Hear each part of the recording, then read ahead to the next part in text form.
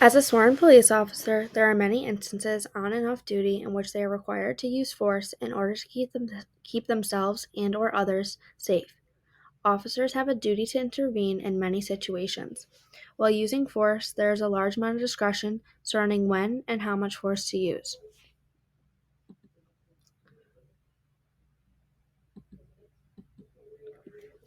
The force continuum offers a set of guidelines for officers to follow. They should only use the level of force needed. Officers need to use more force than the suspect without using excessive force. They base the amount of force used on after evaluating the situation. The first level in the force continuum is officer presence.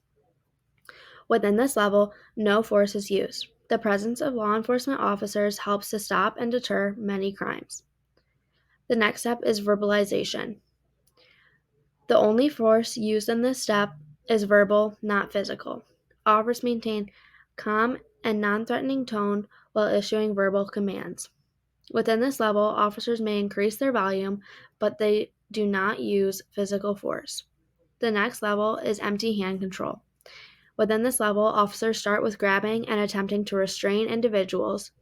They may increase to using punching and or kicking in order to restrain them. The next level is less lethal methods. Within this level, officers use methods such as a baton, taser, or pepper spray in order to restrain individuals. The last level is lethal force. Lethal force is only to be used if an individual poses serious threat to the officer and or to others. Officers use deadly weapons such as firearms to stop an individual. Within this level, issues such as suicide by cop are relevant. In many instances, officers are put in a position where it is necessary to use lethal force. In these situations, the individual intentionally puts officers in this position. This is why it is referred to as suicide by cop.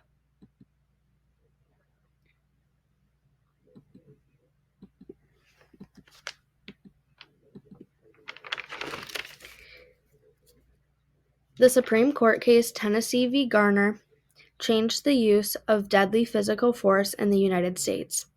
In 1985, Supreme Court case Tennessee v. Garner, a police officer shot and killed 15-year-old Garner while he was fleeing from a scene where he stole $10 and a ring. The officer's actions were not illegal due to Tennessee laws.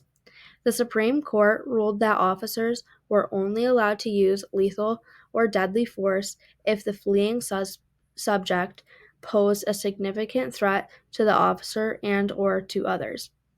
The Supreme Court ruled that Garner's death was a violation of the Fourth Amendment. After this case, many states changed their laws surrounding the use of deadly force by police officers.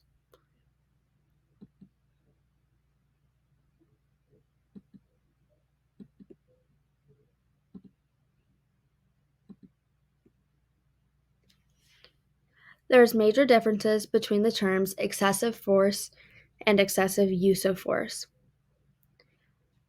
Excessive force is using force beyond what is reasonably believed necessary to get an individual to comply, meaning that officers do not follow the force continuum.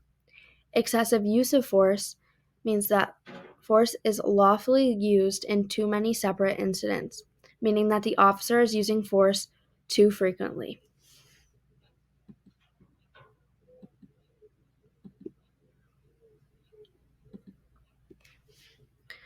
Necessary force refers to the fact that officers should only use force when it is completely necessary, as well as the amount of force used should only be what is necessary based on the situation and following the force continuum.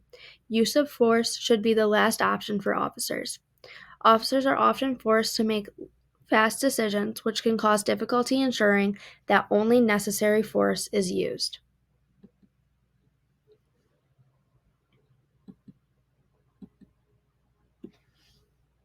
In recent years, the media has brought to light many instances of police using excessive force. In these situations, officers are going beyond the necessary amount of force for situations, as well as not following the force continuum. Many things can be done to help stop police excessive force. Some examples are increased training as well as increased internal investigations.